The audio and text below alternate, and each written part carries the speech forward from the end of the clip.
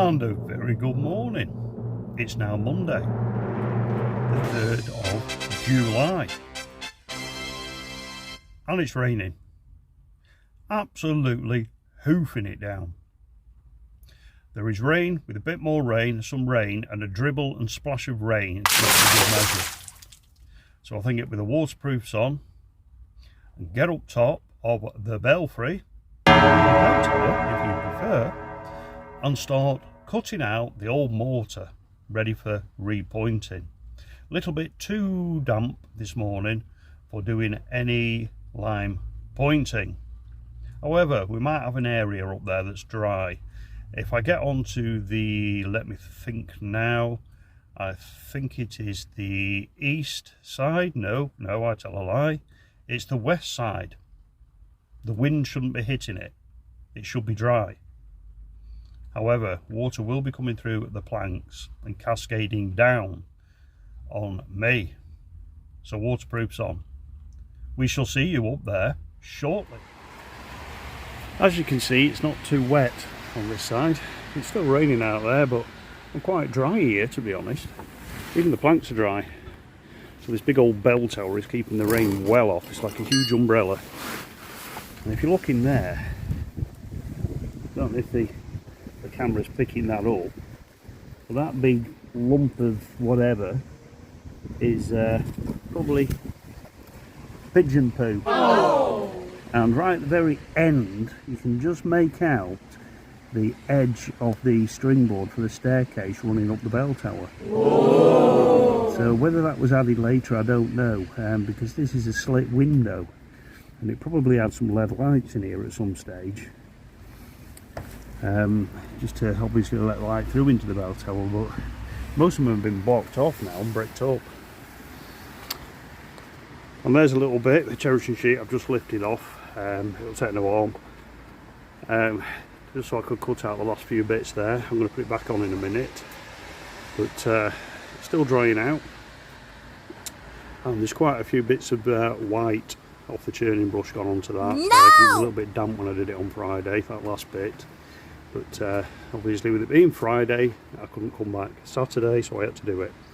But I'll get them off with a bronze brush. It'll come off, a bit of white vinegar and a bronze brush, not a problem. So today we're on the chopping out again, which is a slow process with one of them. Whoa. And one of them. None of them electrical grinders. No! Not permitted on grade 2s or grade 1s listed structures. And there you go, that's what we're on with this morning. Another quick look in the hole there. And there we go.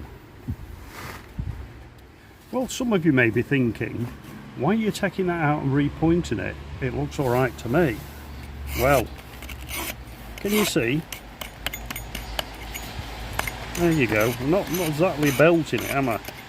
It's this was done in 2008, this pointing.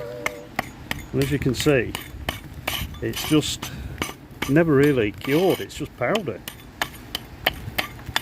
Now it's supposed to be NHL 3.5, which is set hard, if done correctly. You know, damn near as hard as cement. So somebody has cocked up. Oh. And this is why we're up here redoing, because it's probably the wrong material anyway, but it's not been done correctly. And from what I can gather, this was supposed to be a decent company that did it, and what I don't get is the poor standard of workmanship. I mean, even the pointing itself isn't that good. I mean, you can see there, it's, you know, it's set back on the edge of the bricks and things like that. You know, they've not brought it forward. It's not had a churning brush on it to compact it. It's just, yeah, I don't know. Maybe they've taken on more than they could do, and taken on some lads that are not knowledgeable enough to undertake the job. You know, it's you've got to have a bit of knowledge to be able to do it. It's not like you can just be an average builder and start doing it. You know, there's a lot more to it than that.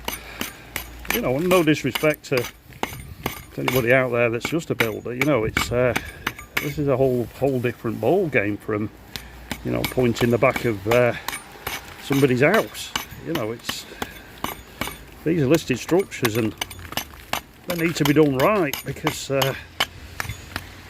if you don't do them right, they end up damn well falling down, you know.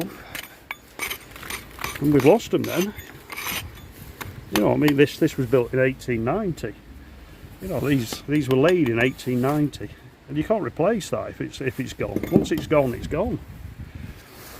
So doing it correctly is important. And like I said, you know, if you're just a builder, you know, you've come along with your sand and cement, which somebody has actually done in the past. You end up, I mean, here's a good example, right? See that brick there? Nice face on it. That's how all of those should be. Look how they've gone. And that's purely because at some stage somebody's whapped sand and cement all over them, and it started to kill the bricks. And this is why, when you're doing this kind of work, it's classed as conservation or preservation work, and you're doing it to preserve it. Just chucking a bit of pointing onto, as a lot say, to keep the rain out is no good. Right, well there you go, that's that little bit of a lecture there on why we're doing it, etc. I'm going to start chopping out a bit more now and let you go and have your cup of tea. Okay, now here's a little bit of something for the ones who are fresh subscribers to the channel and you don't have the first inclination as to what we're doing or why we're doing it. Let me explain. This wall in front of you is part of a bell tower or a belfry on a church, and it was built in 1890. The mortar that was used to construct it or to lay the bricks with was lime mortar.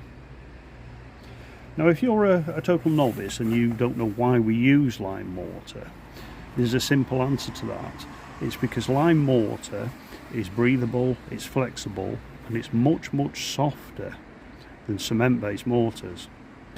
And when I say softer, I don't mean it's really soft and you can scrape it out with your finger once it's set, because it will set hard, but not as hard as cement. And this is a good thing, because rule of thumb is your pointing needs to be softer than the brick or the stone it is applied, because the idea is that the mortar is sacrificial and it erodes away, leaving the brick or stone intact, because it's easier to repoint than it is to replace masonry.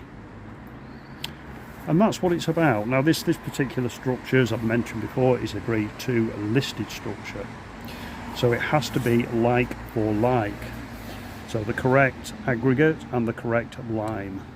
We're doing this via the Diocese of Blackburn.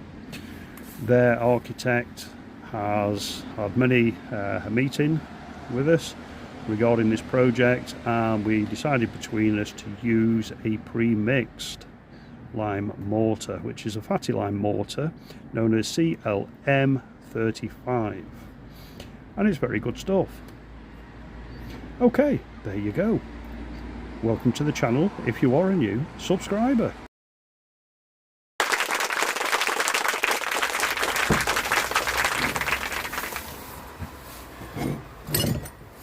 Right, we've got a brick here that needs changing.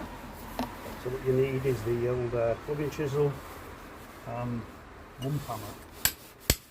And you've got to carefully cut round the perimeter of the brick. I mean, you could use an SDS, but again, I try not to on structures like this. You've got to be gentle with them. So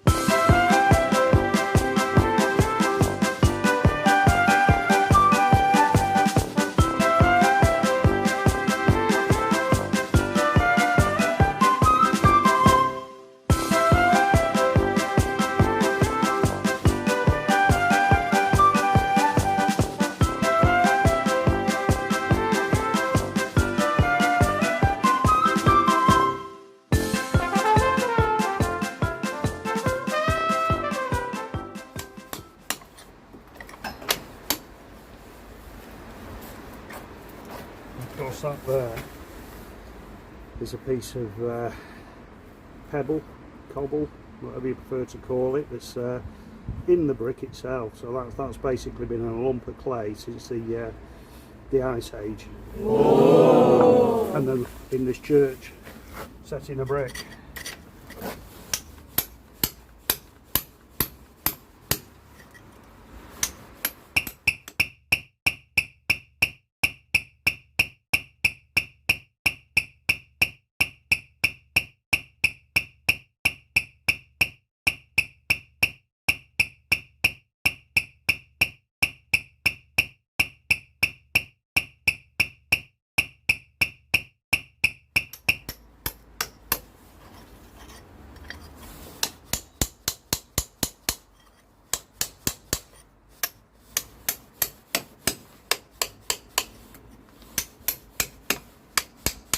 This is why you charge per brick. There she goes. She's coming now. Down. And there you go. It's out. I've got some replacement bricks down on the ground floor to replace that.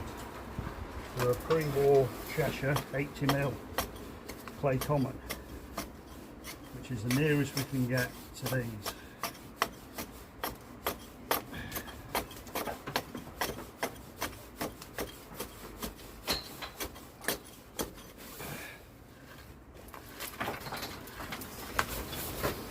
Just getting these older bricks now is getting nigh on impossible. Right, what we're doing again is pointing. So what plans do we have for next year? Well, we're going to build a shed at the back of the house at home. Nothing big, nothing fancy, but it's just somewhere that I can do the bits of cast iron surround restoration, and if I need to cut any bits of stone, anything like that. The simple reason for that is I'm getting rid of the big workshop because it's costing me an arm and a leg every month. Also, next year we'll be looking at changing vehicles because I'm finding it more and more difficult doing this kind of work with a van. So what we're going to do is exchange it for a small tipper. Which I think will be more practical for things like the scaffold tubes and planks, and picking up pieces of stone and bricks and aggregates and so on. And of course we're hoping to get more of this kind of work doing churches and etc. Country houses maybe. Anybody from anything like National Trust is tuning in, please feel free to give us a shout. We're always happy to quote. The brick or stone work, conservation. We don't get involved in much else. We do the cast iron, as you know, but not a great deal else. We refer other people for that.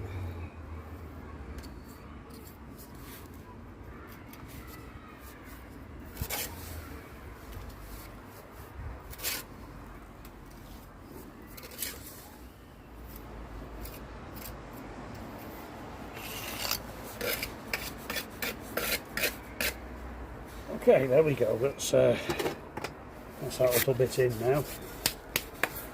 So what have we got this morning? Well, we've got all this done down to there. Just about half a metre to do just below there, and that's the next stretch done.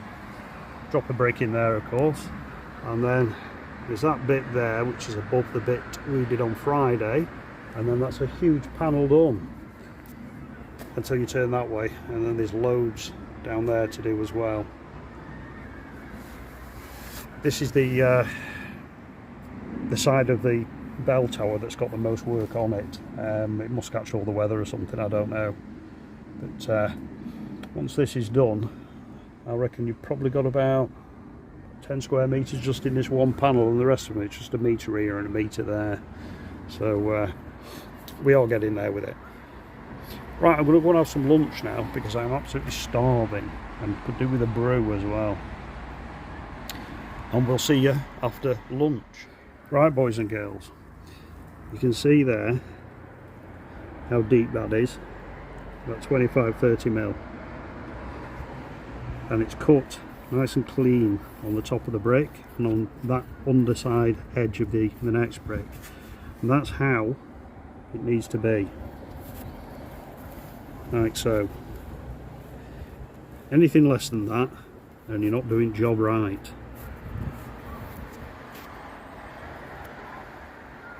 So remember, cut out deep, cut out square, and then saturate.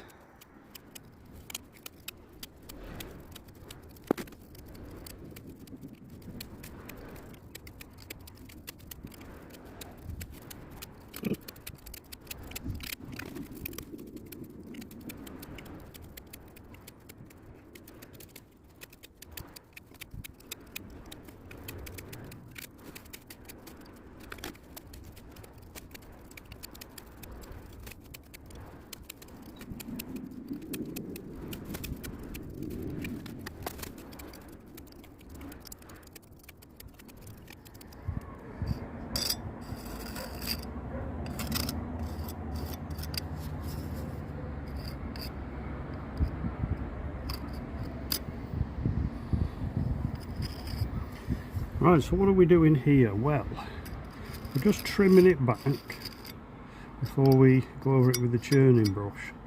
And the reason that we're doing this is because these bricks have lost all the Harris, which is the little square bit on the end.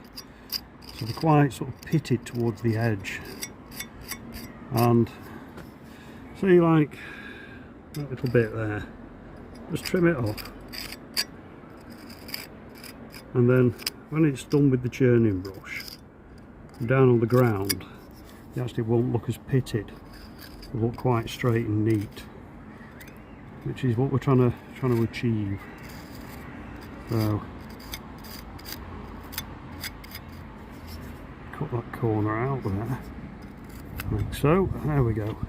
Now from a distance, that just looks like a normal straight joint.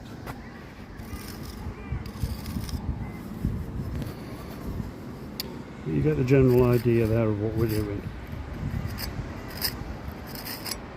Like I said, you know, it's not like normal pointing where you just fire your sand and cement in. You know, you wouldn't do all this with your sand and cement, would you? You just basically leave it as it is. You know, just strike it up and go over it with a bit of a soft brush after. Whereas this, it has to be a bit more precise.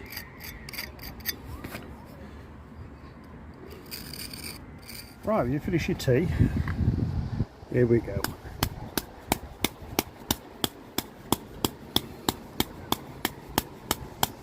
Remember, this is to compact it.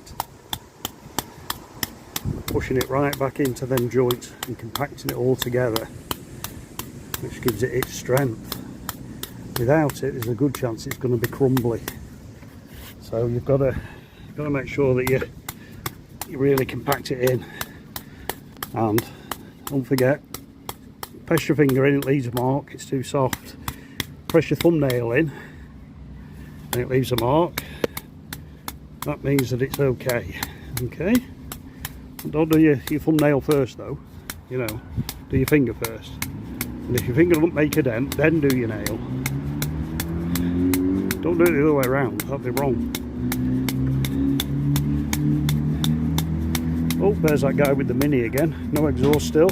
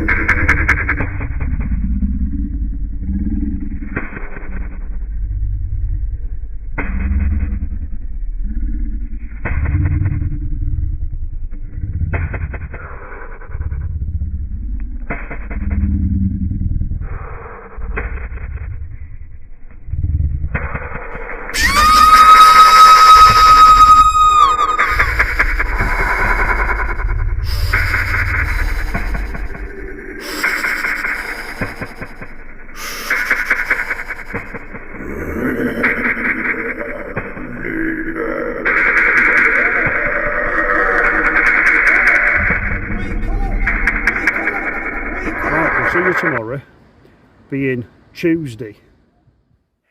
It's raining again.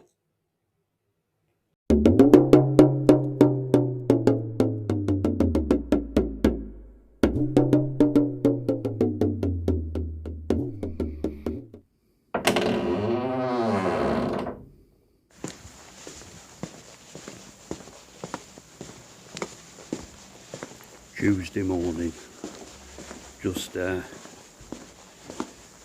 up the alarms. Gonna head up the scaffolding now. Again, it's very quiet in here. If you look at the walls, they're just all bare brick. It's all been done in the old penny roll, which is the original finish. Can't really see there. The light's not very good in here, but there you go. The old church interior. Whoa. How the Victorians used to do it. Right, okay, we'll see you up.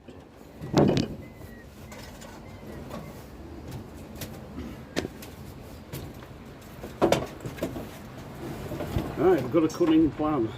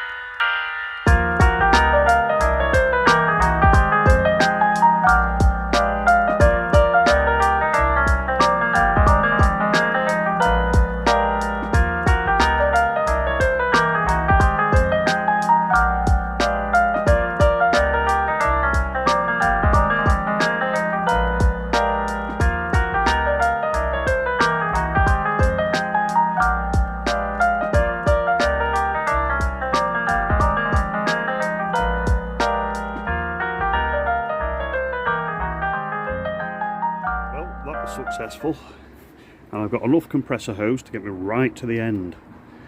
Now that took me about 10 minutes. If I was doing it with the plug-in chisel, it probably took me about an hour and a half to get all that lot like that. And it's not damaging the bricks because the bit itself, it's slow moving, but it's thin enough to not touch the brick, which is great. So that's going to save me hours of work. Right, crack on. Well, that's all that cut out now. There's plenty to go at now. This will start tomorrow, being Wednesday. It's been a hard day. Ended up having to cut a lot of it by means of hammer and chisel. The joints seem to get thinner at this side, so using the air tool wasn't really practical. So it's taken me a little bit longer than I'd like, but saying that, the job's done right now. None of the bricks are damaged or anything. And, well, say damaged, they're already damaged, but I haven't damaged them anymore, shall we say. So that's good. That's good. Probably got there roughly 5 square metres plus a metre up there, about 6 square metres, which will keep us going for this week. Oh, it doesn't sound a lot, does it? 6 square metres. But when you're doing this line pointing, it does take longer, and of course you charge more. So that's why you only get 6 square metres. You know, it's not like you can bang in, you know, 10 metres a day and that kind of nonsense like you do with cement mortar. You have to be patient and take your time with it. And some very fine joints as well, so you know they're like slow to do and so on. But you know, money's in it to spend next excuse me, to spend the next 2 days. And it will be 2 days. because I'm off on Thursday. We're putting old Dave the Bricky to rest. I've been asked to attend, so I shall do that. There's a few of us going that used to work with him, so that's nice. Anyway, there we go. That's pretty much concluding it for today. Well, I've got a frog in my throat this afternoon. Not had a cup of tea since this morning. I wanted to get this done, so I think I need to go and get a cup of tea now and have 5. But yeah, look at all the muck now coming out. Can you see it going down the wall there? All the residue from the cutting out, all the bits of lime dust and stuff. And I tend to wash it off as soon as it's cut out, for the simple reason I've had in the past where the lime, whether it reactivates I don't know, but it basically stains the brick, the dust that comes out. So there you go, wash it off as you go. Right, we'll catch you later. Wednesday morning, and we're going to tackle this buttress. It's in a bit of a mess really. I had to change a few brick. Or we're in the process of changing a few bricks, should I say. Because it catches all the weather, this thing. And you can see the erosion on it is quite deep.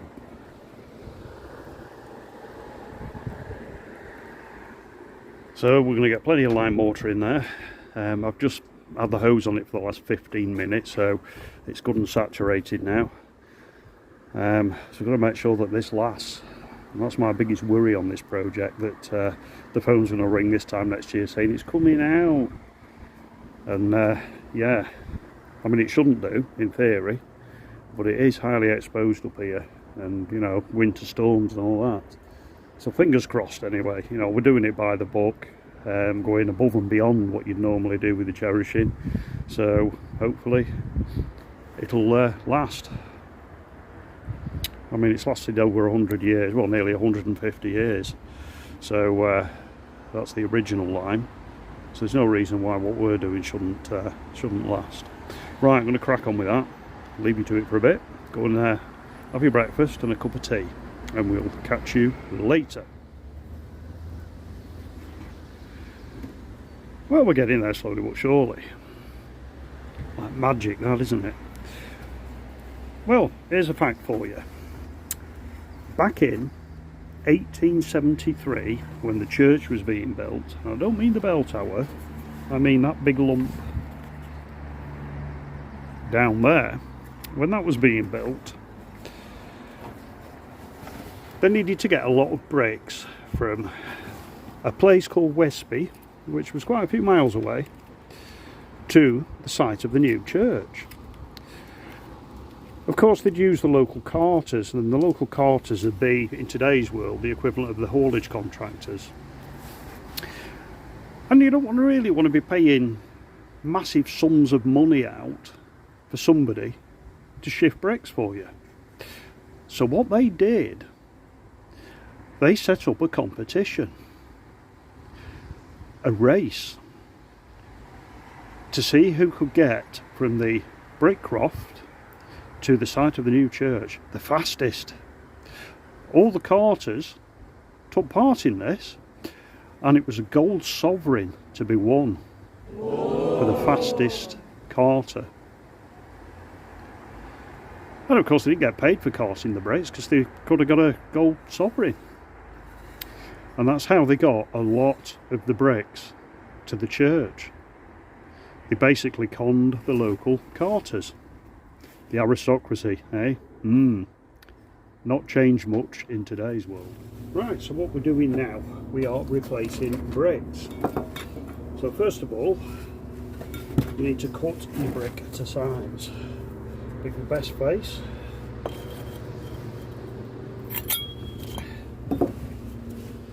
Not forgetting to leave room for your joint.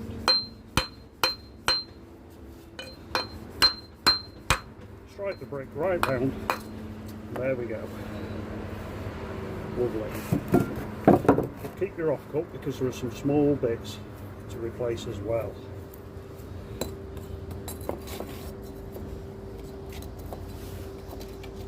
Right, so that fits lovely now. Just a little bit of muck in the back. We need to address.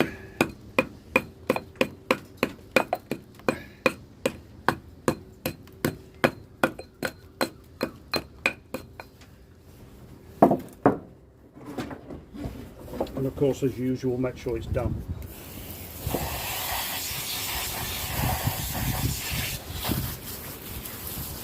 Because you don't want it soaking in.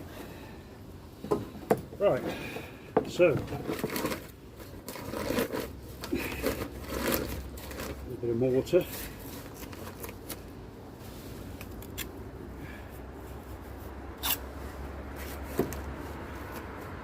Place it on.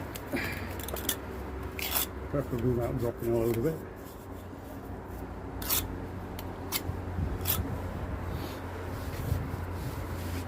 Now,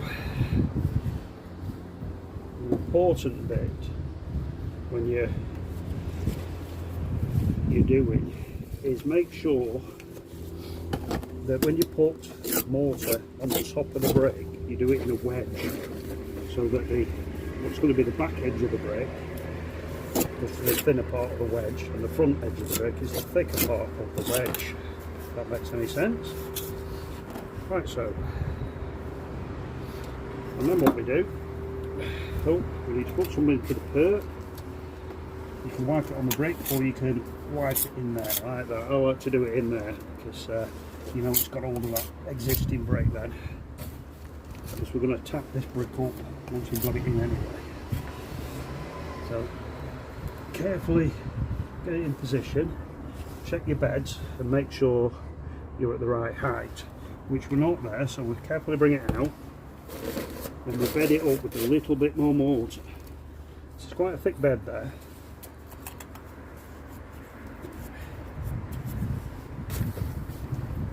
Now these bricks we've got are new, it's the nearest match we can get, which are a pre-war 80mm Cheshire, because the brick company that used to make these is no longer in existence. It's now a landfill site where the brick croft was.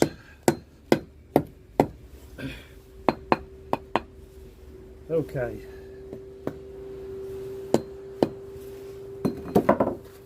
Now the problem that we have is that is now right to the back, but because of erosion it sticks out more than that.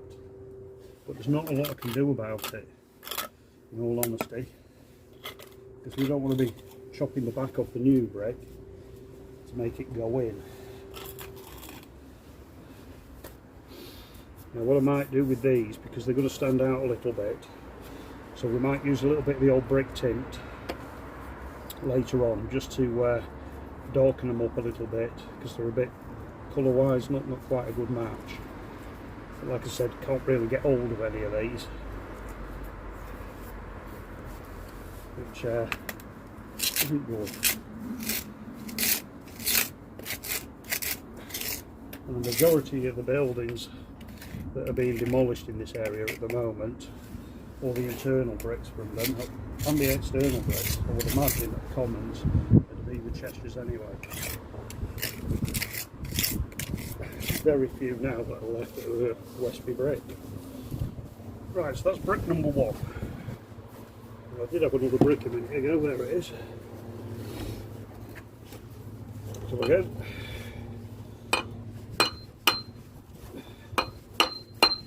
chop it right round with your briquettes.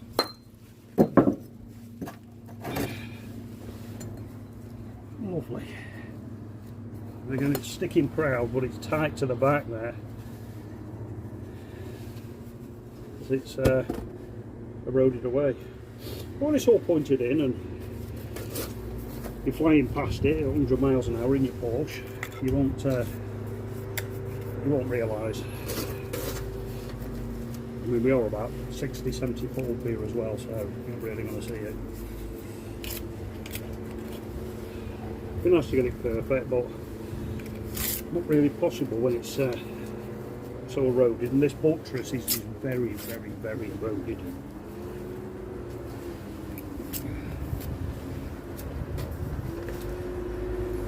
Just a little bit more.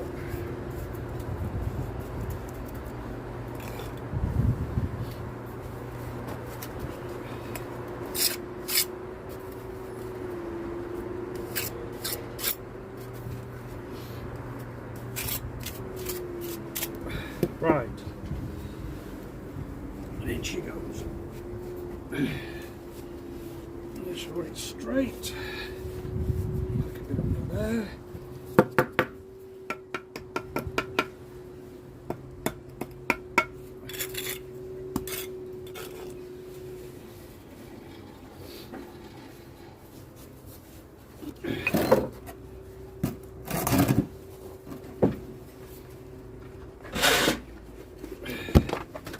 Yeah, this side of the buttress can't actually be seen from the ground either, so we're not too bad comparing it with them.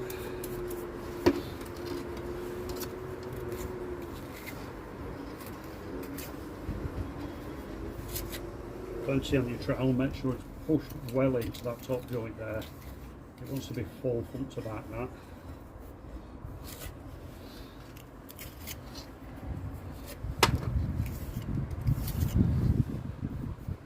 Plenty into your paper as well, push it back. And what we'll do, we'll just let the suction take a bit of the moisture out of the mortar, and then we'll point it in when we point the rest of it, or as we're coming down pointing the rest of it, shall we say. Pushing it in.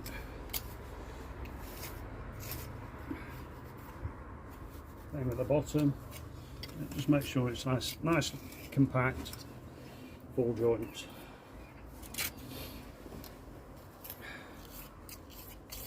It'll look a bit odd now, but like I said, once it's all pointed in, it'll look fine. And I'll get some brick tone. I've not got any with me, otherwise I'll do it now, but put a little bit of brick tone on just to darken them down a tad. I'm just leaning ever so slightly. There we go. That's better.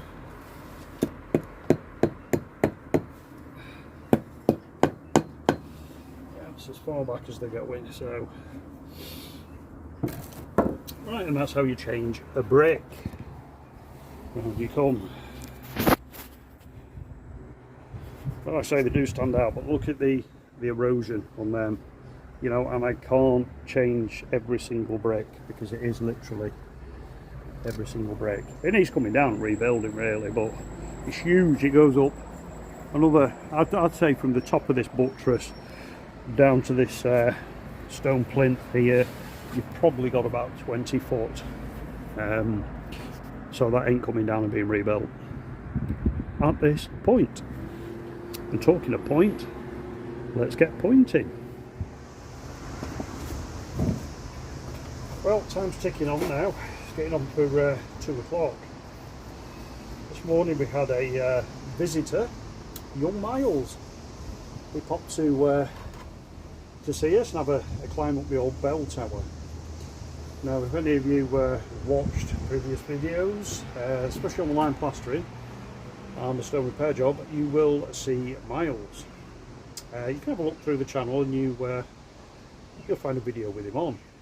However, he's going to come and give us a bit of a hand a couple of days next week, and that shall be exciting. Not really.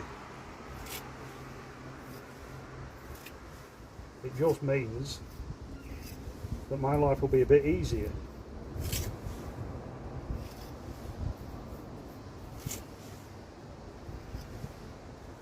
So we've got the buttress on, that's all done.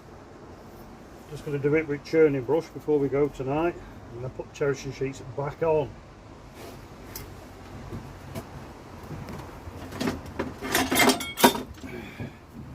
You always miss one, don't you? Always miss a joint. All that work yesterday, I missed one. Oh well, never mind. Could be worse.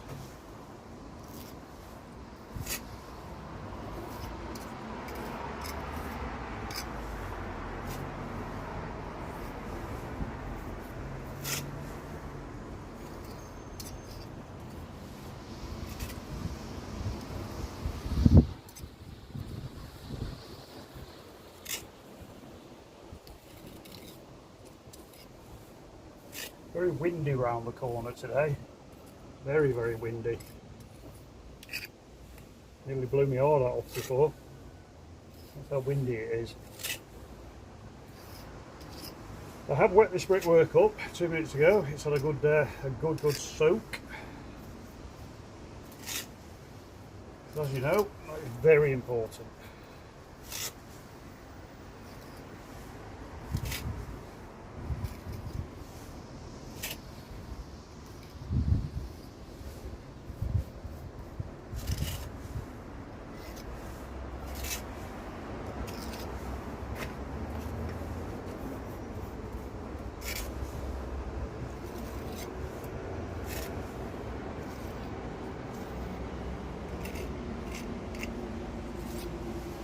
And of course, going back a few years, quite a few years, chimneys hadn't been invented, and more often than not you'd either have a hole in the roof that the smoke could exit from, or you'd do all your cooking etc. outside but not have any fire inside. One day some bright spark, excuse the pun, came up with the idea of a chimney to take the smoke away. So you can have a fireplace with a chimney. Now the early chimneys, they were making them out of things like timber and wattle and daub, so they weren't very successful. They tended to set the house on fire. And it wasn't until later on that they started to get the right idea of using non-combustible materials for the chimneys. And of course, as time went on, we ended up with the chimneys that we have today. Now today, we're taking all the chimney breasts out, taking all the chimneys away, because we have gas central heating or electric central heating, which is a shame really. And there's quite an art to building a chimney, because it's not just a straight tube, it weaves and waves and waves its way up the top to cause a downdraft, to make it draw, make the fire draw. So there is quite an art to building them. A bit more useless trivia there for you.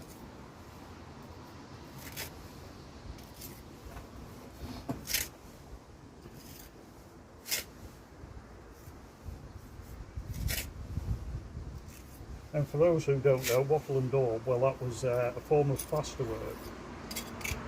It was basically straw, mud,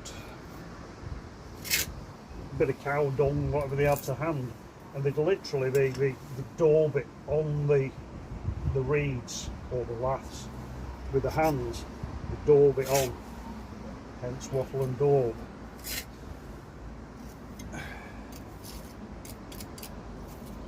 Because the original wording for plastering was daubing.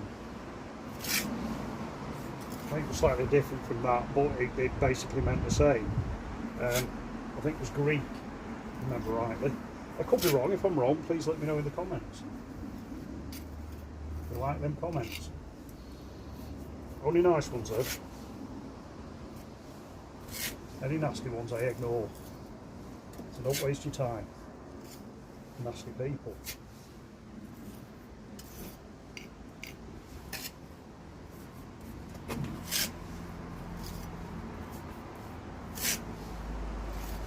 If you've not watched our videos before, hello, welcome to the channel. What we're on with today is more line pointing on the belfry or bell tower. Ding dong.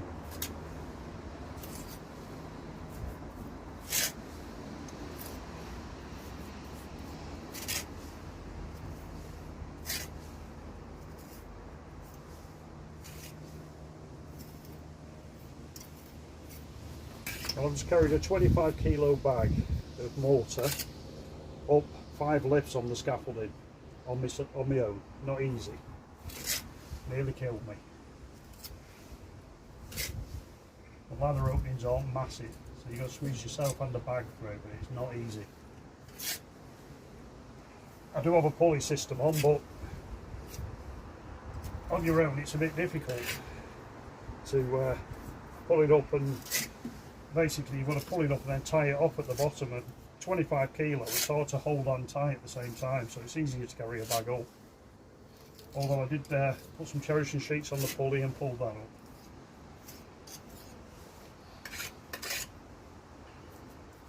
Ways and means.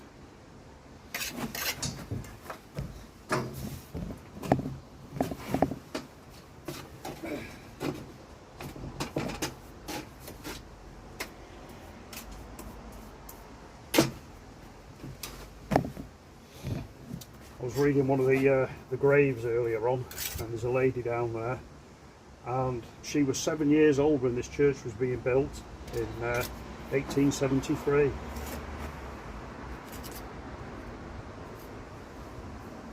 A long time ago, and makes you think, you know, all the things we take for granted, you know, like motor cars and aeroplanes and telephones and TVs and computers, etc.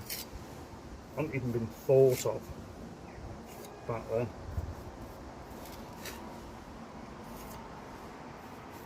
We're all lucky to be living in the time we're living in. We've got a lot more than they had.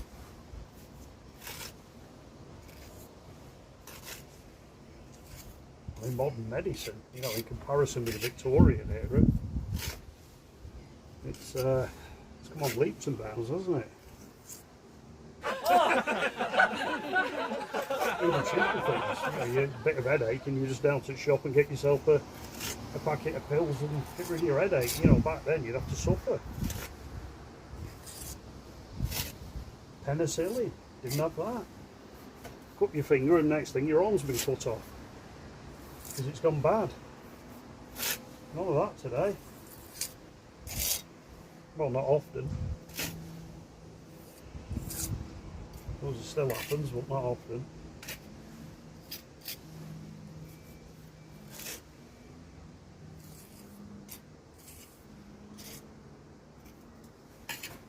And how will people cope today without the internet?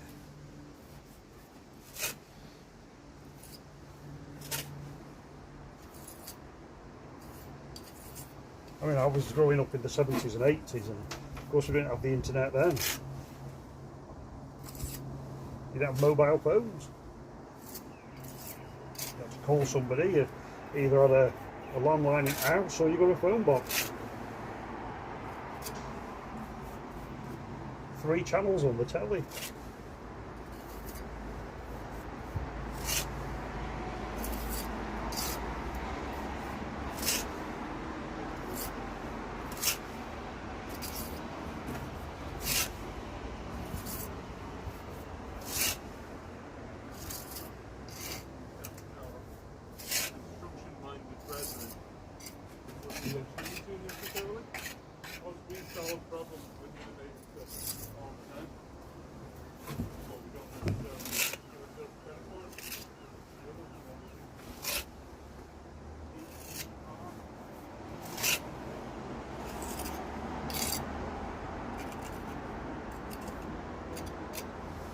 In the 1970s, things like spaghetti bolognese was posh. It was, you know, that was foreign and posh. It was all meat and 2 veg back then.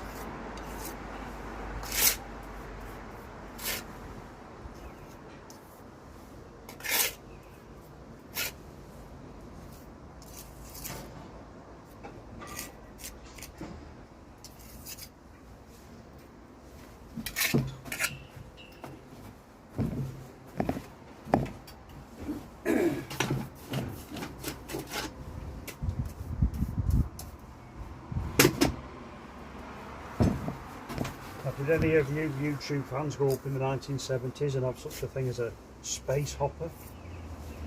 Let me know in the comments. Little space hoppers. And the chopper bike. I think I had a space opera if I remember right. I didn't get a copper bike though.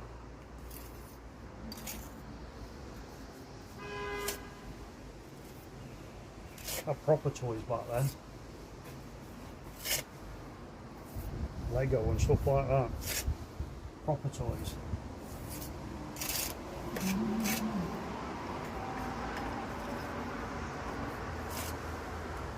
And Meccano. That was a good one, Meccano.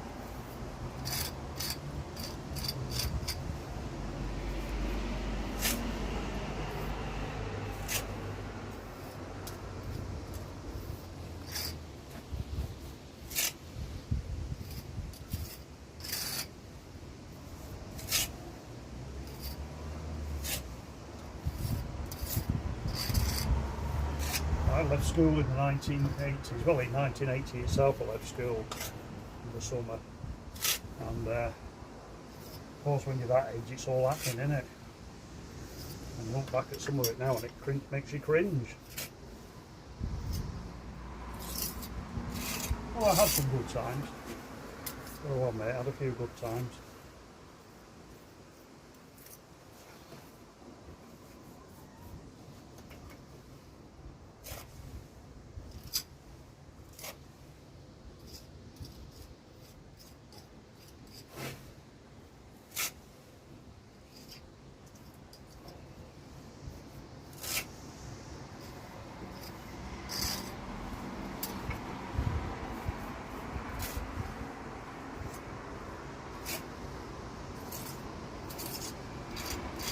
In my career, I've worked on probably just every type of building you could possibly think of, from hospitals, schools, military bases, churches. Even did some work in a prison once, and that was an eye-opener. Felt like I was a convict, the way they treat you.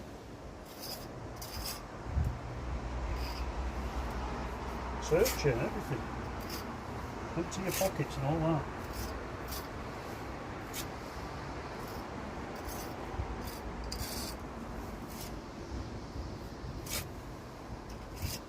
that. Some of the places I've worked over the years, they make you sign the Official Secrets Act, which is a bit James Bondish, isn't it, really? They're restricted areas, so that's why you have to do it. Places like BA Systems, they make you sign it there. You're checked out a few months before you start your work there, which is crazy when you think you might only be there a couple of days.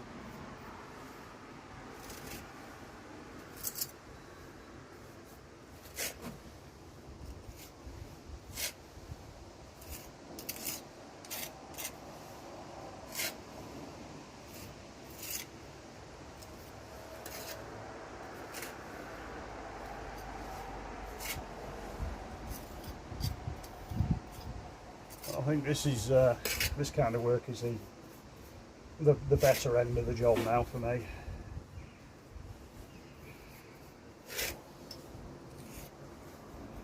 I'm too old and wise to work the sites. I'm not a big fan of doing domestics. I do them, but I'm not a big fan of it.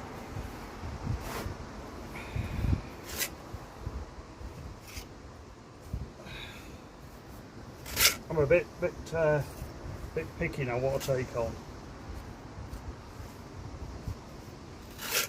Some on the domestic side are great to do, and then you get others where they basically think that what you do is going to make it look like it's just been built.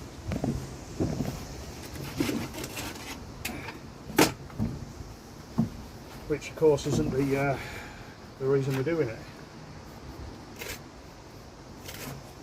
Especially on the stonework. You want it to look like it's a new piece, and you can't do that. That's not what it's about. Whereas doing stuff like this, you come and buy the architects, etc., and they know exactly what they're talking about, and they know exactly what you're supposed to be doing and how you're supposed to do it. Well, in theory.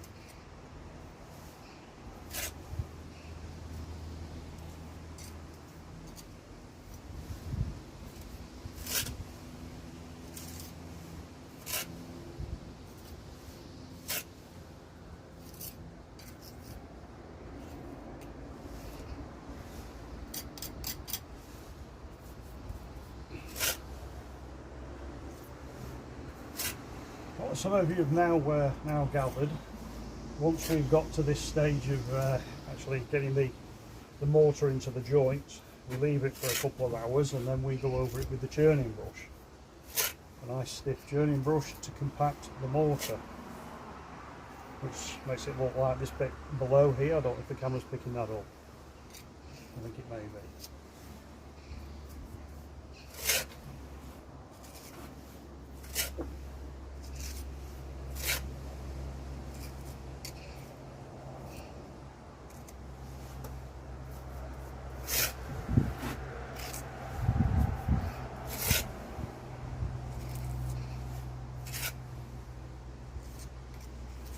Well, I've done well today. We'll probably have about 6 metres in when we're finished today. Not too bad. We also had a lunch break today, which makes a change.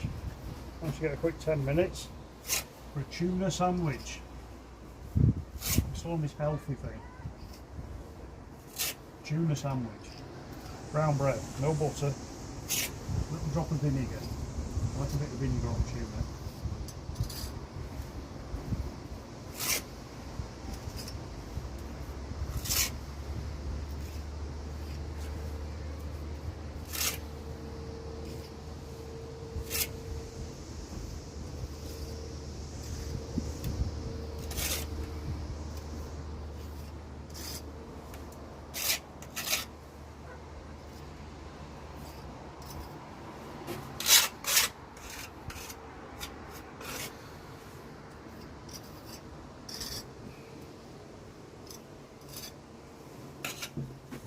And that's that bit finished.